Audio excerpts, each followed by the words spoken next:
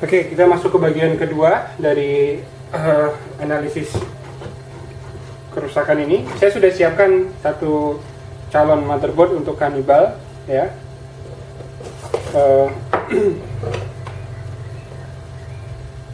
Ini adalah motherboard yang saya gunakan komponennya sebagai komponen pengganti, ya. Bentar, ini kapasitor tegangannya 2 volt dengan kapasitansinya 150 mikrofarad. Mungkin Anda bisa lihat 2 volt 150 mikrofarad. Nah, kalau kesulitan nanti saya fotokan saja, ya. Oke, langkah pertama dilepas terlebih dahulu komponen kita, komponen yang rusak ini.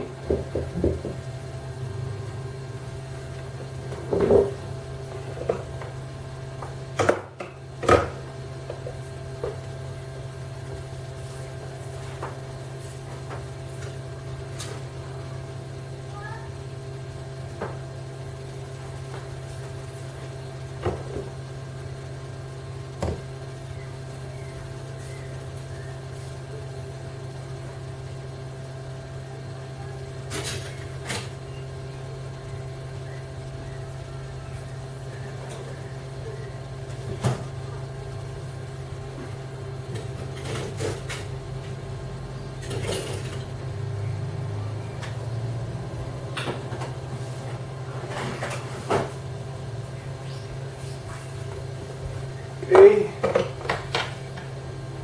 ini ya.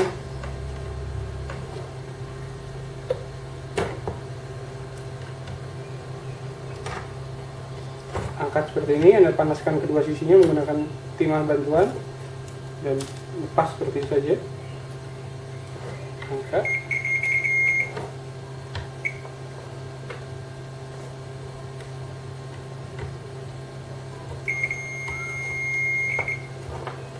Oke.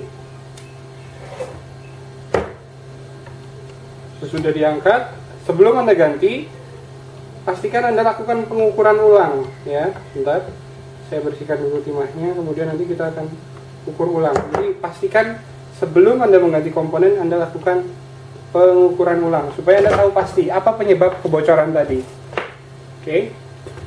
Sekarang kita coba ukur ulang.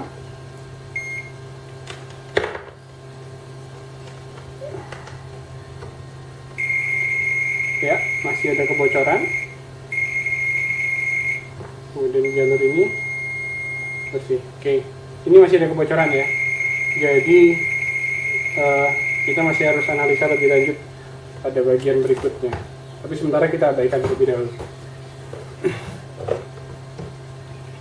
Sekarang ini foil.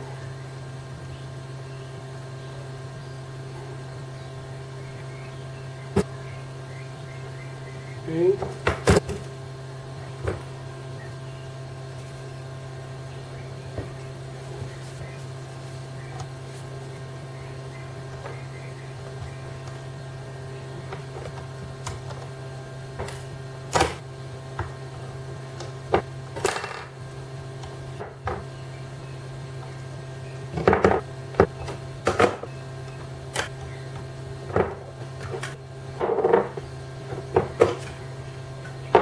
Nilai ini saya tidak tahu berapa nilai. Saya koin terlalu paham ya.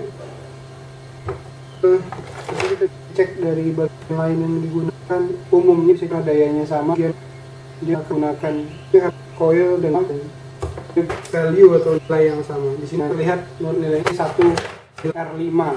Anda bisa ganti toleransinya sampai 10% ke atas atau ke bawah ya.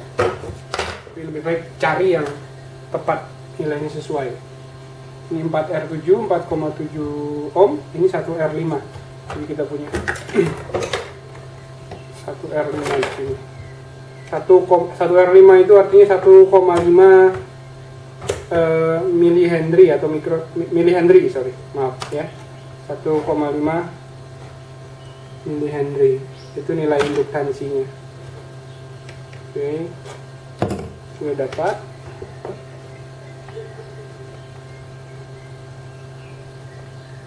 bersihkan seperti itu.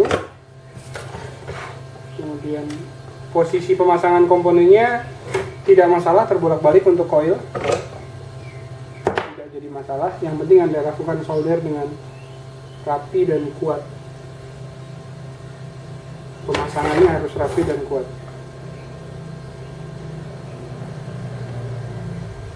Dan untuk penyolderan yang bagus, Anda harus selalu gunakan flux dalam setiap penyolderan. Jadi gunanya flux adalah untuk melindungi komponen agar dia tidak terkena udara, untuk melindungi timah agar tidak terkena udara saat proses penyolderan, sehingga tidak terjadi oksidasi yang menyebabkan lapisan film yang membuat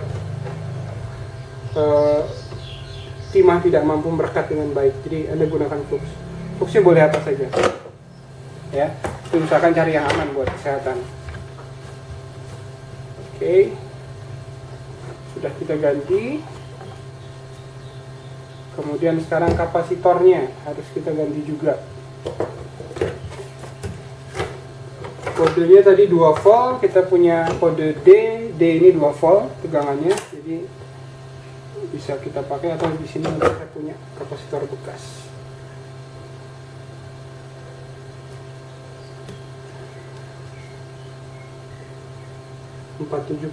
D.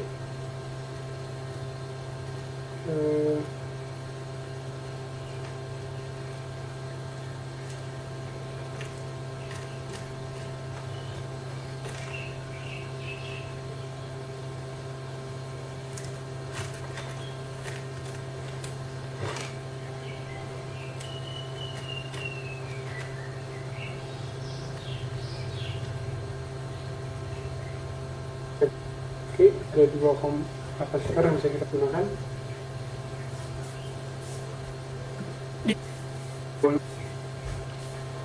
Bersihkan terlebih dahulu.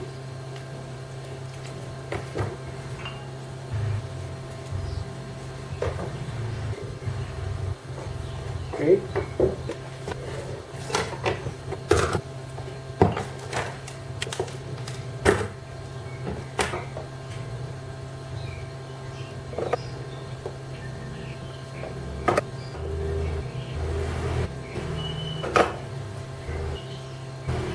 Oke, kemudian kita komponen ini seperti itu masih bagus atau tidak. Sekarang coba 330 mikrofarad. Terukur di sini nilainya masih 26 0,22 milifarad atau 360 mikrofarad. 26 mikrofarad.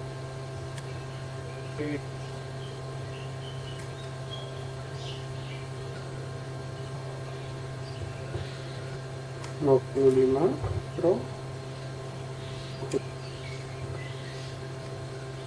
Ini masih 288 mikrofarad. Terus tulisan tertulis di situ 330, masih toleransi 10% dari nilai tertera. Jadi masih bagus, sedangkan ini tidak. Jadi kita harus cari lagi. Mungkin juga karena kotor, jadi pengukurannya tidak terlalu akurat, itu juga bisa terjadi. Jadi banyak faktor yang menyebabkan pengukuran terganggu. Jadi Anda harus bersihkan komponennya. Untuk bersihkan komponen saya gunakan thinner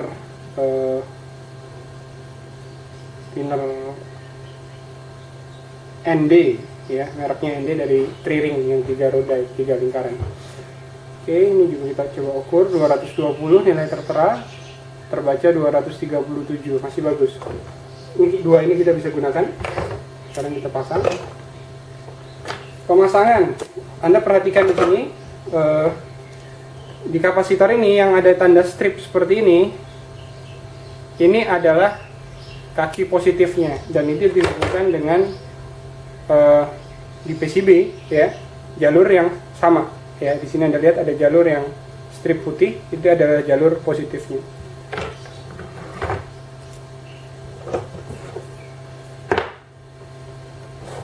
Pemasangan menggunakan solder sebaiknya, jadi Anda dapatkan panas yang maksimal di titik yang tepat.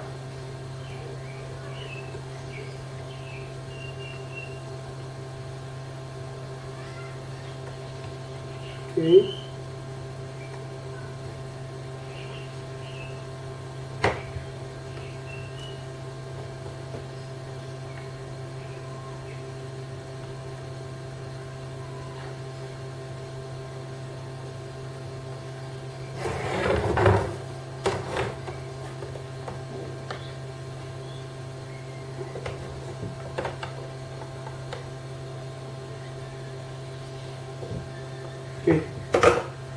sudah cukup.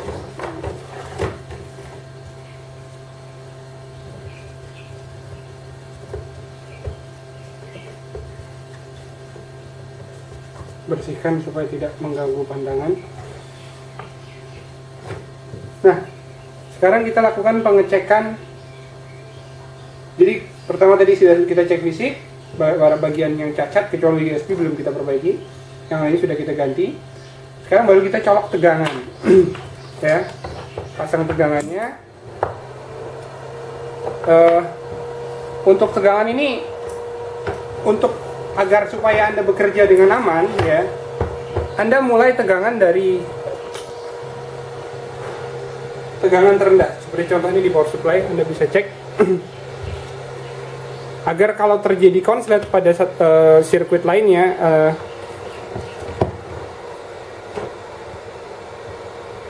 hal yang tidak diinginkan bisa dicegah. Anda mulai dari tegangan yang rendah, kemudian naikkan perlahan.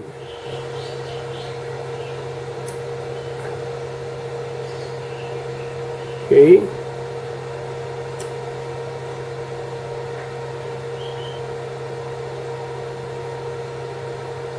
Oke, sudah tiba di 19,9 volt dan tidak terjadi konslet, artinya bisa kita simpulkan aman di jalur 19 voltnya, tidak ada masalah.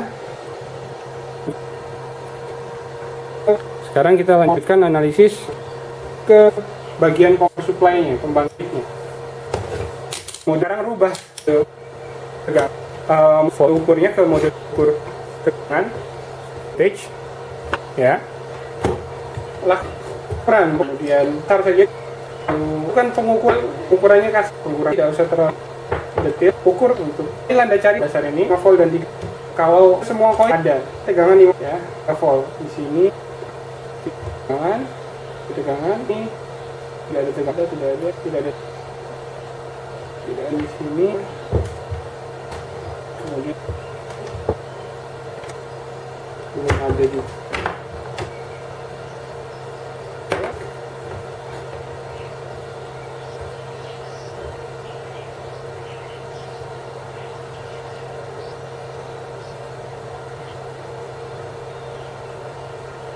Oh, saya ada pasang kapasitor yang terbalik.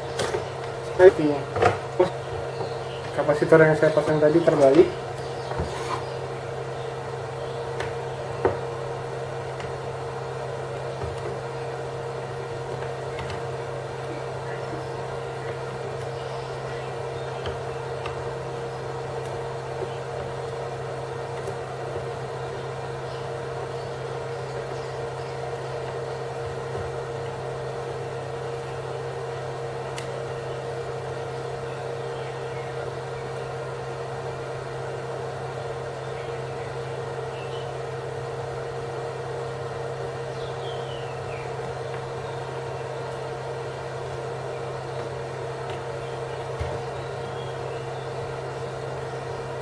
Oke, sudah kita perbaiki. Sekarang ukur lagi, cek dulu 19 voltnya masuk atau tidak. Dia ada di jalur ini. 19 volt tersebar di semua bagian MOSFET high side, dan kita bisa cek itu dengan mudah seperti ini contohnya. Oke, ini 19 voltnya masih belum masuk berarti.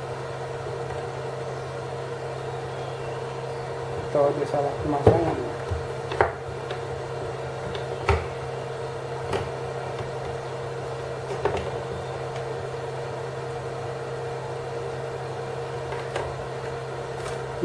Oh, kabel power multimeter saya kurang begitu rapi.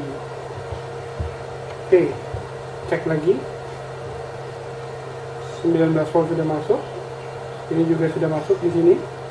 Jadi di semua bagian MOSFET high side 19 voltnya sudah beredar.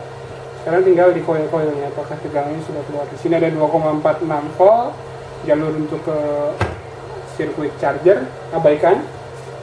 Di sini ada tidak ada tegangan, di sini juga tidak ada tegangan, tidak ada tegangan. Di sini ada 3,3 volt, di sini ada 4,9 volt. Oke, jadi sekarang kita sudah simpulkan tegangan standby-nya 3,3 volt dan 5 voltnya sudah hadir. Tahap berikutnya yang harus Anda lakukan, yang harus kita kerjakan sekarang adalah memastikan EC atau embedded controllernya di sini adalah ITE 8512 itu bisa bekerja dengan baik. Ya. Caranya mudah, Anda tinggal tes, pencet tombol power, ada respon atau tidak. Jikalau tidak ada, artinya dia belum bekerja. Kalau ada respon, kita lihat apa yang terjadi berikutnya. Oke, nah sekarang yang jadi soal tombol powernya bagian mana?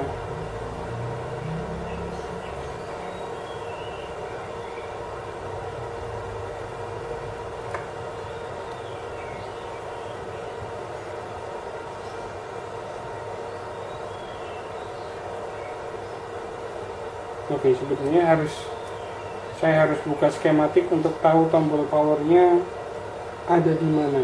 Ini cukup mendapatkan.